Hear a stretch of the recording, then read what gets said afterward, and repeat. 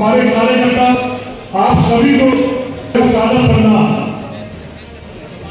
और साथियों, सबसे पहले तो मैं खास तौर पर धन्यवाद करना चाहूंगा कि अगर सबसे ज्यादा प्यार मिला, आशीर्वाद मिला तो आप लोगों से मिला। साथ में कहना चाहता हूं, हमारे बाबूजी चौधरी महेंद्र प्रताप जी लड़ाई अगर हारे हैं तो वो नरेंद्र मोदी से हारे हैं, ना कि किसी और से हारे। क्योंकि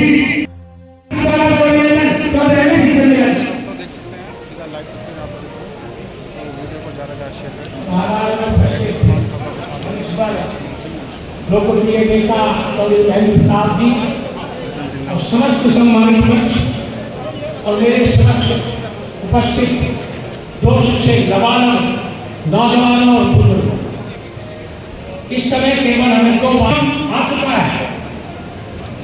जिस प्रकार का परिणाम आया उसने फरीदाबाद के इतिहास में नए इतिहास का मैं धन्यवाद करता हूं, क्योंकि आपने अपना चुनाव समझकर बाबूजी का चुनाव लड़ा। पार्टी और इंडिया गठबंधन के साथ साथ बाबूजी, और ये चुनाव जनता ने ही लड़ा है, क्योंकि फल देने का काम किया है।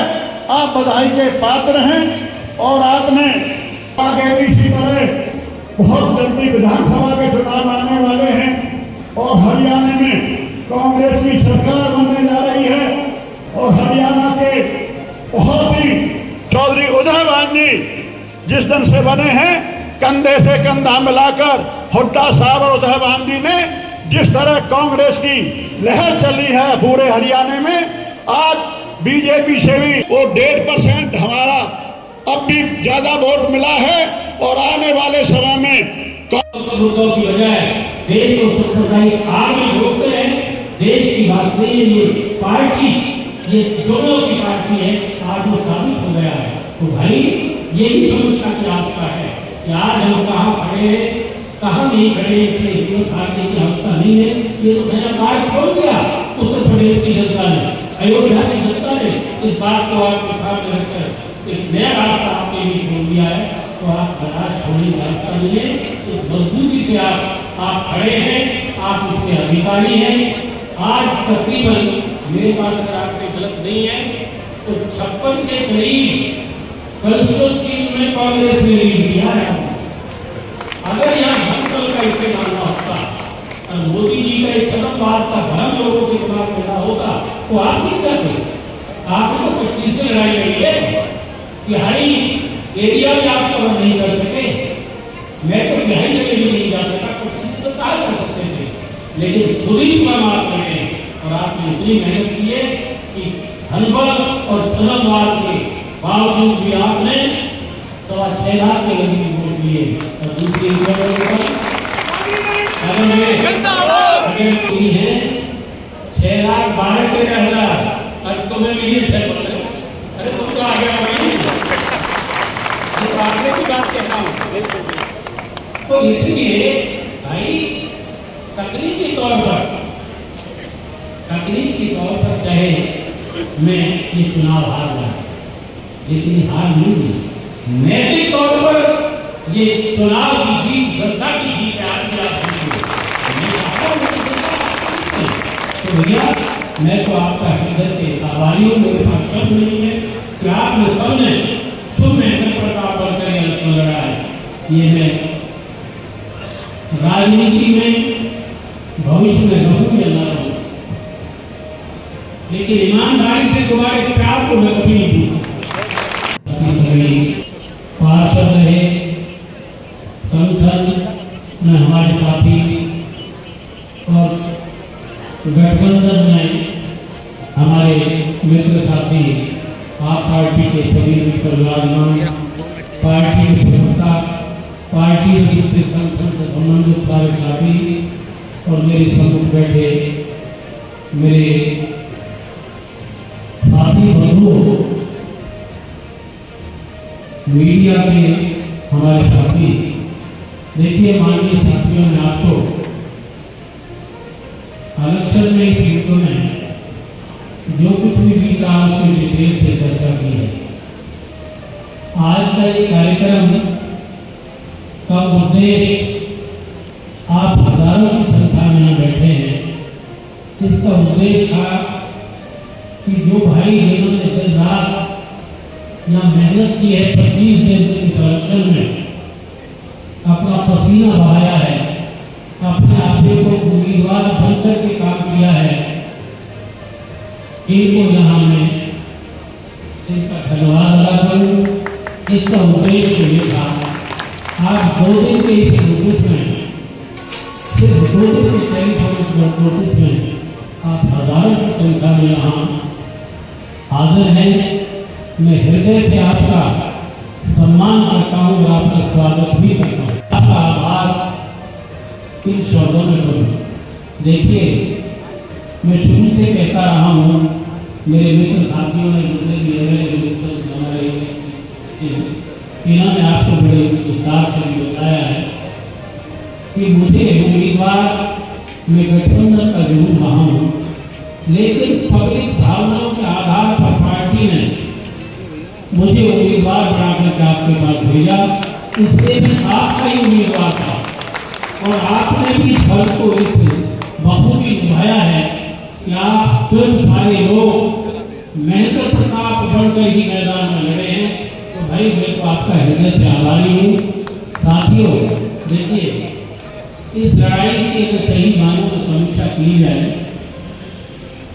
तो आज जो स्थिति है उसका सही आकलन कीजिए कि कांग्रेस और गठबंधन कहाँ खड़ा है और बीजेपी और इनका गठबंधन कहाँ खड़ा है। आज सारे बजट की समीक्षा आप कीजिए। मैं नेशनल लेवल पर थोड़ा सा आपको ले जाना चाहता हूँ। मुझे याद है, मैं कहा करता था अपनी स्पीचेस में, शहर में कि आप मोदी जी का जिक्र मत करिए। पूरे फरीदाबाद लोकसभा क्षेत्र से लोग आए, क्योंकि आयोजक हो रहे हैं। आज मैंने इस नवा सभा का आयोजन किया है। अपने परिवार की तरफ से आपका हृदय से आभार करता हूँ और मैं समझता हूँ पीढ़ियों तक आपके इस एहसान को बुला सकते। पूरी कोशिश करेंगे आपकी सेवा आजीवन करते रहे। धन्यवाद। जय हिंद।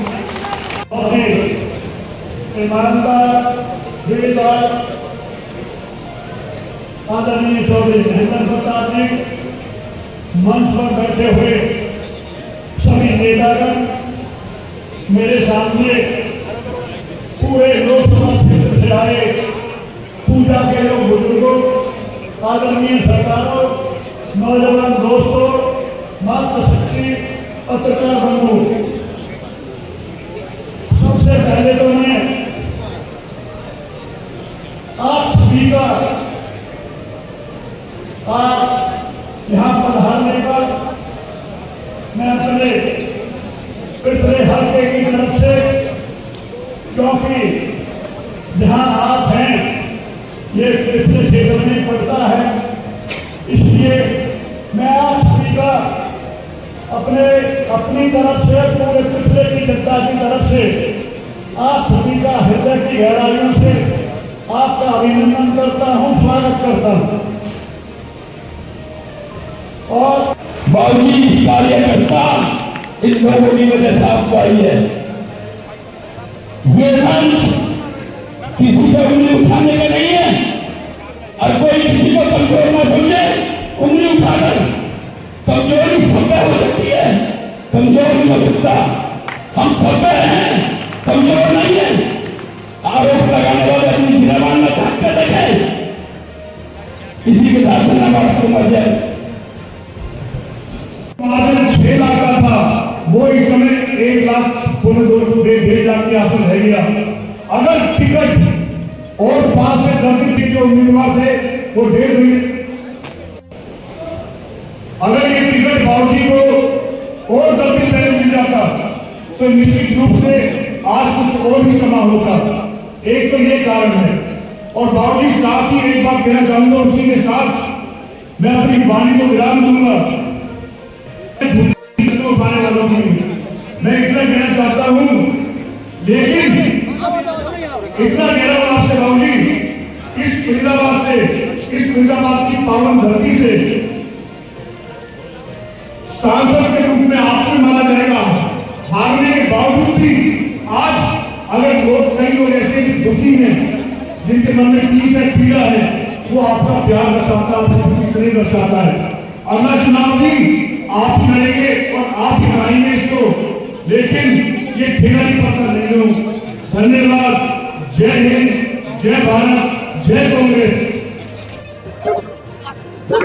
क्या अभी करेगी जो कहना था यार, भी अजीब करते हो यार। मेरे सुनी ना, क्या सुनी?